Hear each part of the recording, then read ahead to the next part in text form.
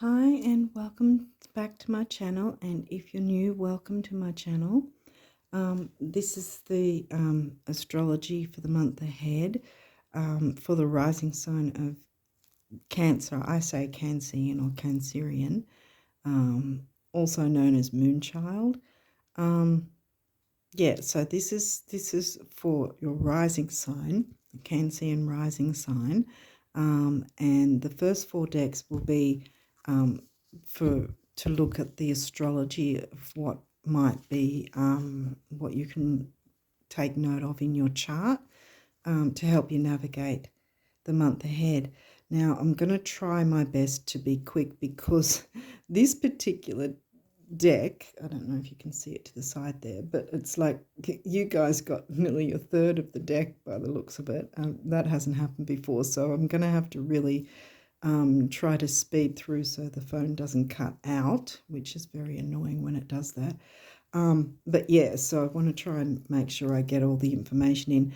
So I'm going to try and fly through this next bit, which is the headlines, which is the eclipse that's going to happen on the 20th, the new moon eclipse, and right the very next day is the Mercury retrograde on the 21st. Now, the thing is, though, a lot of, I don't know, on social media, a lot of places won't say anything much about either Mercury retrograde or the eclipses until like a week before. But the thing is, with eclipses, if you're new, then you haven't heard me say this before, but if you've watched these before, you know what I'm about to say. It's not just the actual around the event itself, whether it's an eclipse or a retrograde. There's also the lead up and the post time frame. So there's the pre-shadow and then the post-shadow. And for an eclipse, it can be at least 3 months on either side that you'll be feeling the effects of the eclipses. So technically, I am filming this just before April, and we're already in the doorway of the new moon and the full moon eclipse that's going to be 2 weeks after that. And the full moon eclipse is going to be early May, but we're feeling the effects now, no matter what sign we are. And with Mercury retrograde, it's at least 2 weeks on either side of the actual retrograde as well. So we're looking at, since Mercury's retrograde on the 21st, over here anyway in Australia, so around about, you're looking about 19th, 20th, 21st, depending on where you're located. So with the Mercury retrograde, the pre-shadow phase will start around about the 5th or 7th of April and then move towards the actual time of the retrograde itself on the 21st. Then you'll get the time of the retrograde, and then of course another two odd weeks after that retrograde is finished. So when you hear people or you see online people saying, oh, the retrograde's over, it's kind of like not so fast, because there's the shadow, there's the post shadow, so you will still feel the effects of it. And that's why a lot of the time you'll see some people say, I don't know what's going on, Mercury retrograde isn't happening anymore, but this is happening and that's happening. And that's because the pre-shadow or the post-shadow is still going. Yes, so I think I will leave it at that, because I don't know how long it's going to take to get through all these cards, because it's quite a few of these ones for the first deck.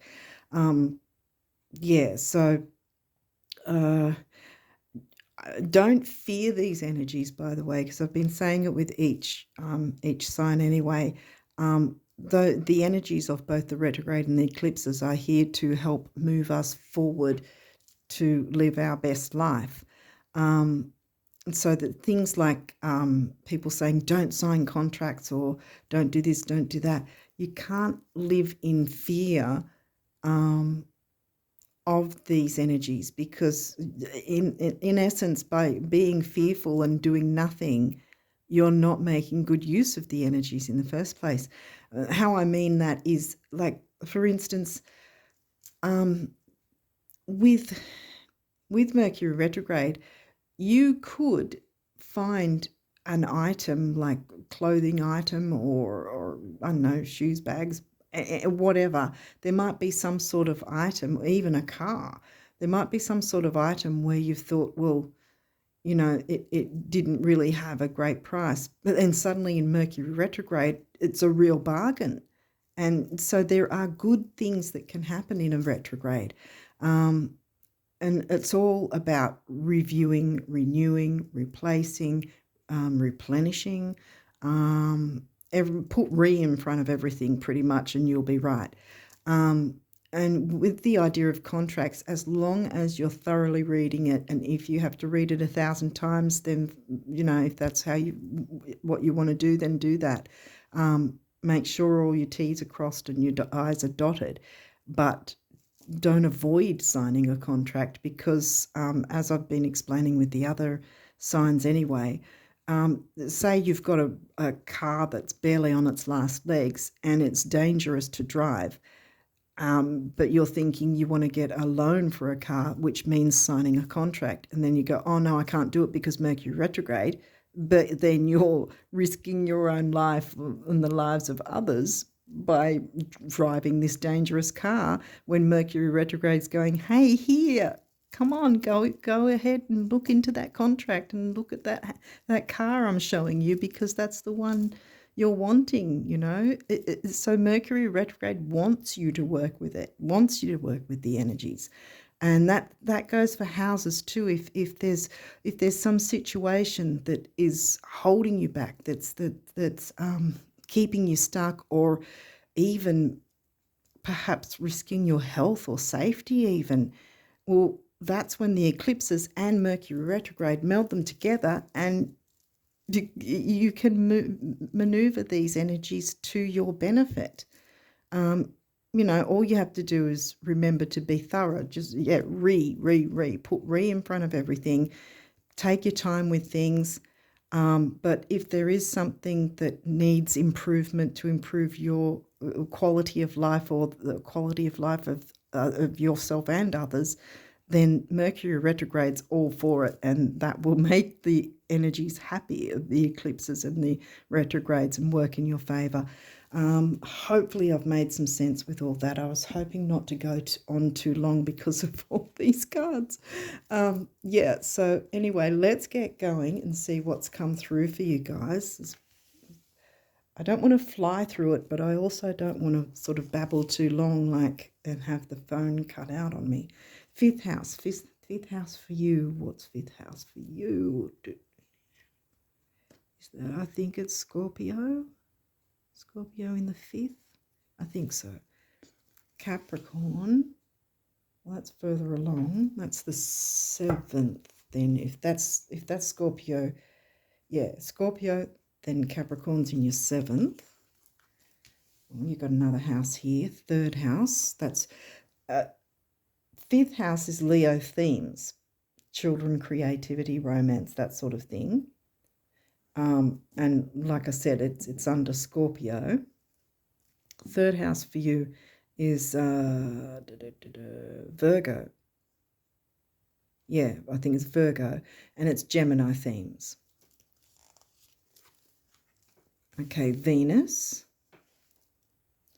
Well, the Venus is the ruler of the ruling planet of Gemini and Virgo, and we've already brought up Gemini and Virgo, haven't we? Gemini themes and Virgo. Isn't Virgo covering? Yeah, I just said Virgo's covering. Yeah, Gemini and Virgo. Did I say Virgo? I meant Libra. Libra and Taurus. Why did I say Gemini and Virgo? I think I've confused myself. Sorry, Venus is the ruling planet of Libra and Taurus. I don't know why I said that, because Mercury is Gemini and Virgo. Well, here we go. Yeah, with Mercury. Okay, now that's seventh house, Libra themes. Yeah, Capricorn's in your seventh. Okay. Cancer, that's your rising sign, obviously. Okay, let's see what else has come through. Waning crescent. Well, waxing is moving towards the full moon. Waning's moving towards the new moon. So we're looking at like about 3 or 4 days before the new moon.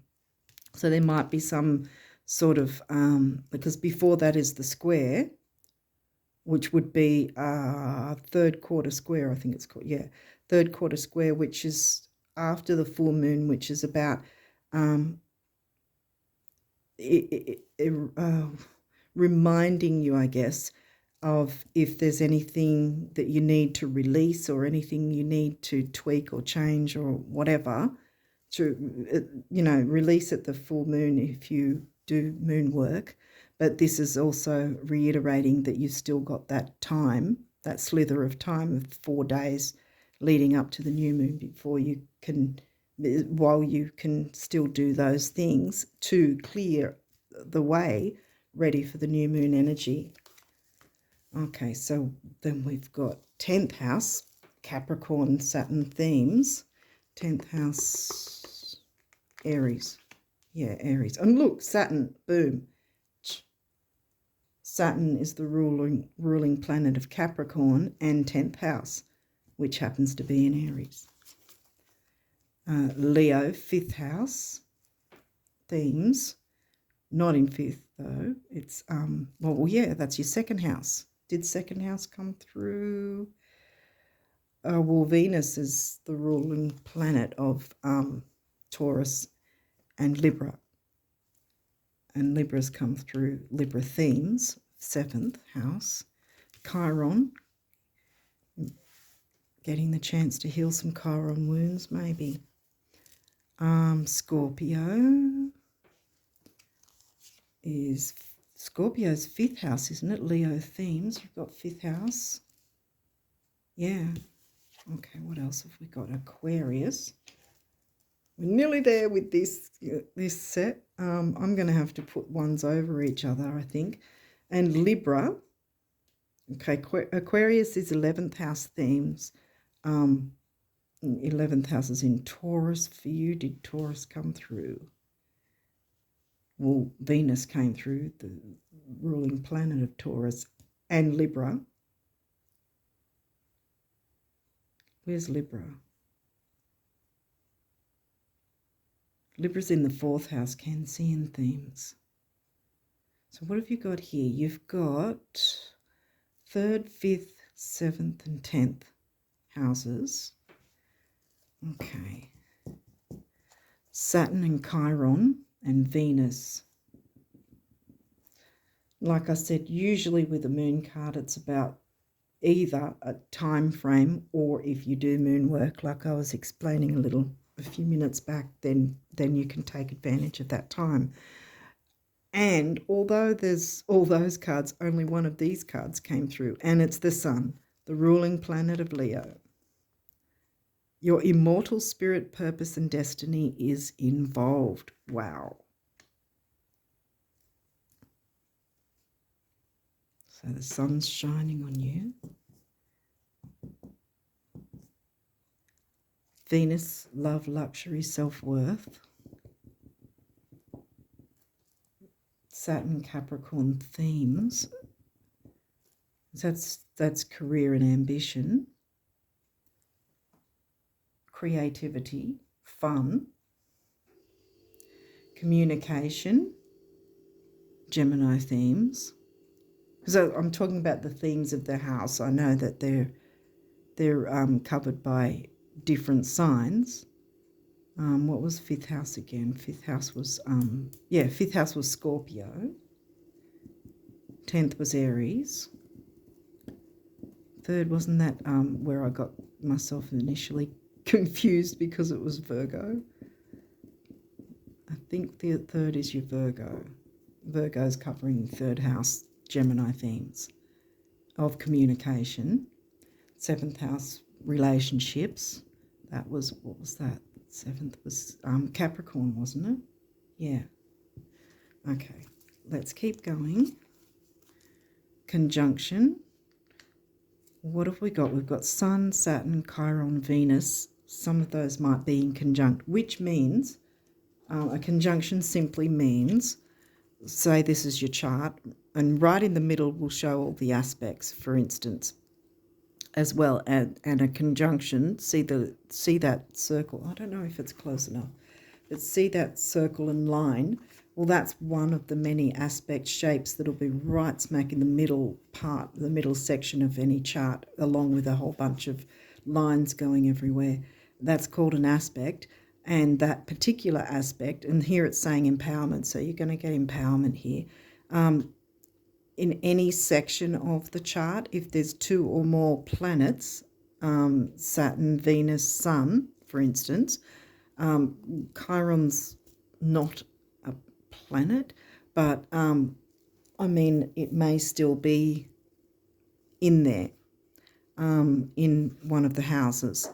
But yeah, if there's 2 or more planets, it's a conjunction. 3 or more is a stellium. So it means, which means that it's whatever sign is ruling those planets is going to be quite strong. It's going to, and you'll portray that sign quite strong no matter what sun or rising you are. Pluto, ooh, transformation. Wow. Got the sun, empowerment, transformation, creativity with the sun and Leo, empowerment, transformation. These don't come in reverse. Roots, well, that's your home, family, Cancean themes, 4th house. Where's 4th house? That's Libra. Yeah. Moon, well, this is your ruling planet. Feelings, yes. You know all about them. 5th house. So we've got 5th house again, Leo themes. And 5th house was Scorpio, wasn't it? I think it was. Yeah, I think it's Scorpio. Okay, now we'll get straight into these cards because I always panic that the phone's going to cut off again because it's done it before. Yeah, so these cards can be either upright or reversed. So we'll walk through that as we go through, just checking to see if there's anything else I need to pinpoint, because Saturn can get a bad rap, so can Pluto. But see, Saturn is about slowing down, which makes sense in a sense with the retrograde and the eclipses energies coming through after the first week of April. We're going to be feeling them, both the Mercury retrograde and the eclipse energies of both the new and full moon, even though the full moon eclipse is going to be in early May. Like I said, at least 3 months either side. So we're still going to feel the effects of both of them. So that might be where the slowing down, sort of being methodical kind of thing comes through. Did we get Virgo? Yes, we did. Because Virgo and Capricorn are methodical. They're known for, and they're known for their organisational skills and all that sort of thing, you could say. And when an astrologer looks at a person's career, for instance, well, they're going to be looking at 10th house and 6th house, which is Capricorn and Virgo themes, no matter what sign it's covering. Yeah. Pluto, transformation, empowerment right next to it. So I think this is really your time for empowerment, your month for empowering yourself and maybe others as well, because we do have the Libra coming through as well. 4th house, wasn't Libra 4th house? Yeah, so there's the relationships, home, family, and 7th, what was Capricorn's 7th? So there's the Saturnian, because that 7th house is also about relationships because it's the Libran themes. So it's got to be something probably around about your home, family, relationships like that. You can bring in an element of fun because you've got Leo and the Sun and 5th house twice. Empowerment and transformation. I think this is going to be a good month for you guys. Okay, let's keep going. Like I said, these can be upright or reversed, and we'll walk through that. Descendant, invitation. Right. Okay. So what a descendant means, what the descendant is, say this is your chart. Always, no matter whose chart it is, always far left on the very 9 o'clock time spot, whatever you want to call it, that will be your ascendant or rising sign. So immediately opposite, exactly opposite, is your descendant. So it will literally be the opposite sign to whatever your rising sign is. And for you being Cancer rising, it will be Capricorn. Capricorn is your opposite sign because, see, first house is always your rising sign, seventh is the descendant, and that's in Capricorn. And see, the idea is over our lifetime that we have to find a way to balance the energies of our rising sign and our descendant, balance the two. Okay, what's next? Saturn. Well, that's in reverse structure. Perhaps either you're being a little hard on yourself, and this is internalizing. You're being too Saturnian to yourself, because look, we've got a lot of Leo fun, creativity, and that sort of thing, and also Venus wanting to come through. The other point could be that it's just more about working with these retrograde and eclipse energies, sort of, finding a way to find structure within your own life while working with those energies. Anything else I want to say about that? I mean, this could also mean that the Saturn in your chart is actually retrograde Saturn. Like, the way you know that is in your birth chart, if you see the glyph of Saturn, well, it's right here. Then if you see that glyph in the birth chart and then there's a tiny RX next to it, that means it's a retrograde Saturn and you were born with a retrograde Saturn. And what that really pretty much boils down to is that because Saturn also will bring out fears and that sort of thing through your life, and obstacles and things you need to overcome. Sometimes we don't overcome them and we sort of wallow in it and think that the universe is against us, when really it's trying to show us to work through that so we can transform, be the phoenix rising like Pluto wants, Yeah, so it could be that you have a retrograde Saturn in your chart. It may not. Yeah, so that's a few angles, I guess, that we could look at. Juno, partnership. Well, that's upright. And look, we've got Libra in 4th house, Libra, 7th house, Libra themes, Venus right alongside. And again, empowerment and transformation is coming through with a lot of fun. Inject some fun into things, even if you have to be a little serious and, like I was saying earlier, if there's any contracts that need signing, read over everything as much as you feel you're comfortable, like when you're happy and when you're feeling good about it, then go ahead. Cross your T's, dot your I's, make sure that you've read everything and there's nothing you've missed, and everything should be fine then, because that's the Saturnian side of it, that you can get that out of the way and then move towards fun and empowerment for yourself and others even, maybe. Okay, what's next? Solar calm, clarity. Well, again, I think that's more about the retrograde and the eclipses, because everyone's going to have some form of upheaval with all these energies. And it's how we cope with it, I guess, which makes the difference. But really, I'm not getting negativity from this reading. I'm not getting difficult things, even though we have Saturn, even though we have Pluto. And this was retrograde.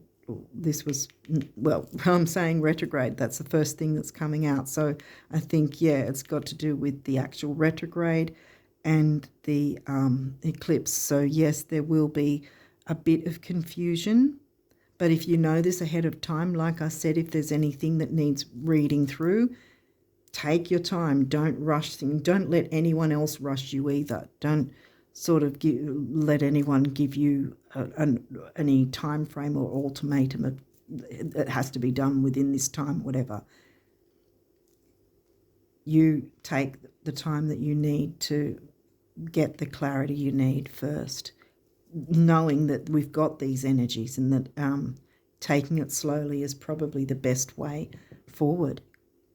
And that, with being the descendant coming through upright as well, and Capricorn being your descendant, and Capricorn's ruled by Saturn. So this is probably where, especially this month coming April, that you're going to be balancing both your rising sign of Cancer rising with the themes, energies of Capricorn. And I think that that's not going to be a hard thing to do because there's no difficult aspects. A conjunction isn't in and of itself difficult. You haven't got any squares or oppositions or anything particularly difficult. So I think that this is actually going to be a pretty good month for you. Just balance things out as best you can. Go with the flow as much as you can. And you will get clarity if you take things slowly. Don't let anyone rush you. Don't rush into anything. And yeah, like I was saying at the start as well, don't fear having to sign contracts. Just make sure that you're completely, thoroughly read all of it through and you understand it all. And if you don't understand anything, then get some outside advice before signing anything, if you're needing to do that. Because, yeah, as I said, we can't hide in a cave, and there may be things that we do need to, contracts or whatever, that we do need to sign, which will, in effect, improve our lives, improve our quality of life, improve the lives of ourselves and others even, you know. Yeah, okay, next we've got, okay, Venus is also in reverse, beloved. Well, again, I wouldn't fear that Venus is in reverse because everything's kind of going to seem topsy-turvy. Venus has come through twice now too, so Venus might want to see where Venus is in your chart and what it might be conjunct with, what she might be conjunct with. But yeah, this is in reverse. So again, I think it's a more reiterating the retrograde and the eclipses. And if you take it slowly, you can turn this around slowly but surely in increments. You can move things to work in your favour. Okay, let's move on to the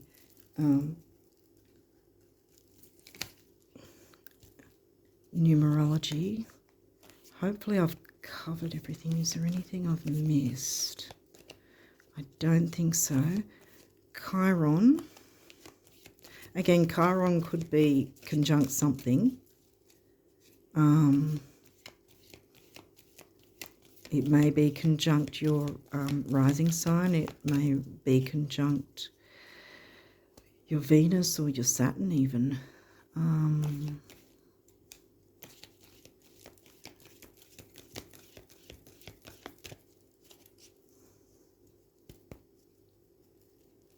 Okay, I think that we have covered everything. Okay, so we'll move on to see what numerology wants to come through for you guys for April? What do the Cancean risers need to know? Cancer risers. Cancerian. Moonchild. You guys have got a lot of names.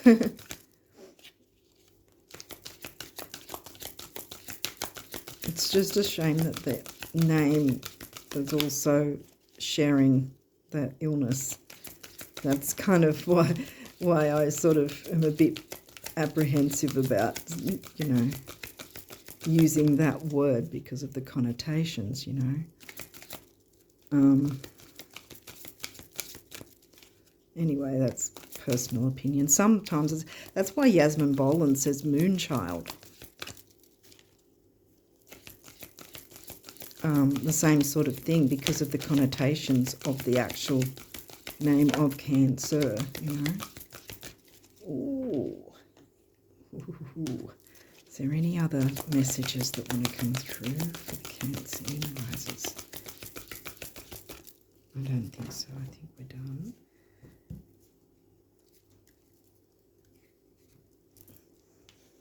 I don't know if you saw it, actually. I think you did. We'll go with this one that came first. 26. Love partnership. Well, Venus has come through. The relationships have come through. Home family has come through.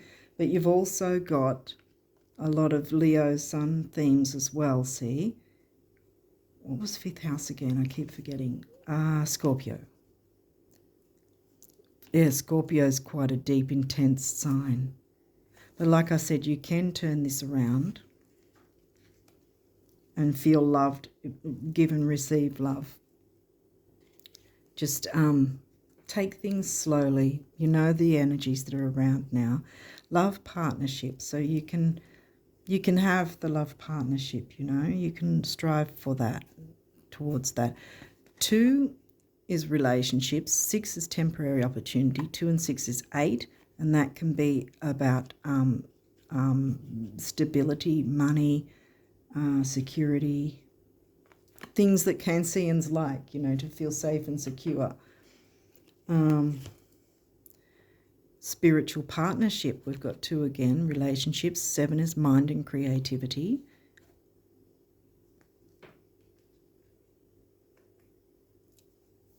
So, yeah, because there's a lot of, because relationships don't necessarily have to be romantic. They can be a business relationship, business, you know, spiritual partnership, friendships, family, of course, and romance. You know, it can be anything. Spiritual partnership could also possibly be, you know, your spiritual team, you teaming up with your guides, your spirit, you know, whatever your belief system is, that could be considered a partnership as well. A lot of different aspects. And look, this is why I left this one till the last. 8, manifestation. And there we go again, stability and money. You got a bit of pink coming through too. Heart chakra. You've got your throat there, 3rd eye, heart. Orange is solar plexus. If you want to look into your chakras and do chakra work. Okay, so if you haven't seen these readings before, this particular deck is set out as if the universe is directly speaking to you about the subject of abundance. So let's see what abundance messages the universe wants to tell you guys. Cancean risers, or Cancerian, or Cancer, or Moonchild. I think you're the only sign that has a bunch of different names.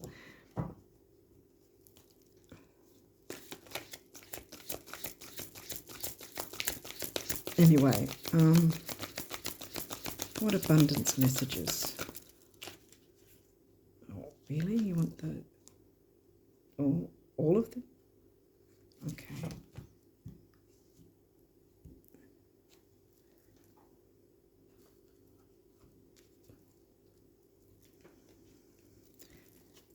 Well, that was quick. Okay. Don't know if it's picking it up, but I'll have to read it off camera. Psst, it's me again, the universe. You deserve more, much more. Try this. Stop trying to predict and therefore limit where it's going to come from. Just know it's going to come and let me figure out the rest. Coolio, the universe. I forgot to say, I always forget to say it. The messages are kind of quirky.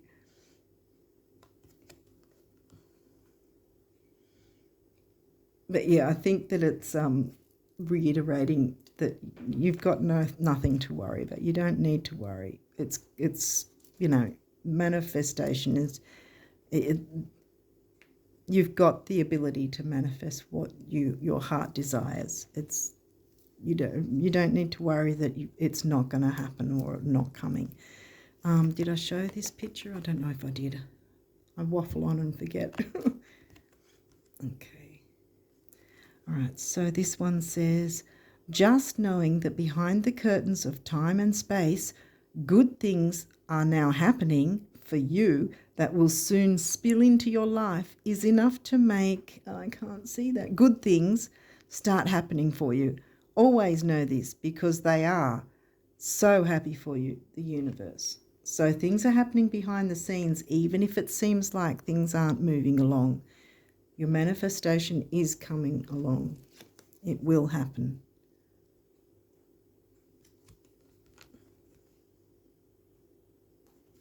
Okay.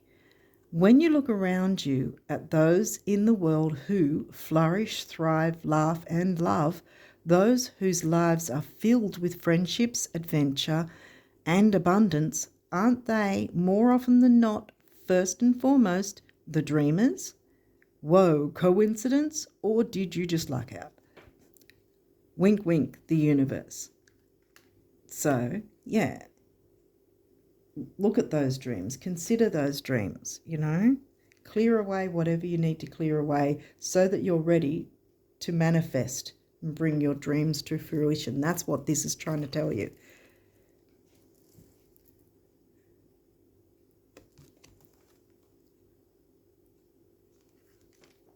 Okay, and this one says, actually, it's not that you want stuff that you don't have, but that you want stuff that you think you don't have. Aha.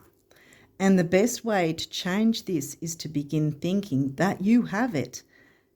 As in, oh, there's my electric fully loaded Haliburton cloud zapper. Rain, please, the universe. Exactly. So think that it's already here and it will be yours. That's what the universe is trying to say to you. Sorry to reach over. I do that a lot. I don't know how else I can get this setup done so that I'm not reaching over. But until then, I'm going to have to do that. Sorry if it's annoying. Okay, so now we'll look at the guardian angel messages for you guys and see what... Oh, good. Okay. Any other messages for the Cancean rises from the guardian angels? No, I think that's it. Okay, what did we get? Okay, we have patience. Yeah, because we're going to need patience no matter what sign we are. We're going to need, we're going to need patience and solar calm, so to speak, with these energies happening from the first week on. And, well, like I said, with the eclipse energies of both the new moon and full moon eclipses, we're feeling it already now. We're in the doorway of those already. Okay, patience. Patience is required at the moment. You may feel that things are not moving as fast as you would like, and we mentioned that earlier. Yet there is a lot going on energetically behind the scenes. This one, wasn't it? Yeah. The current situation causing concern is evolving positively. Let go and have patience. You will eventually realize that this whole event was in fact a blessing. All is in I was going to say all is in perfect order. There you go. Order with the Saturn Capricorn, your descendant, and, you know, balancing your rising sign with your descendant sign. Capricorn's your descendant. The current situation causing concern is evolving positively. Let go and have patience. You will eventually realize that this whole event was in fact a blessing. All is perfect as it is.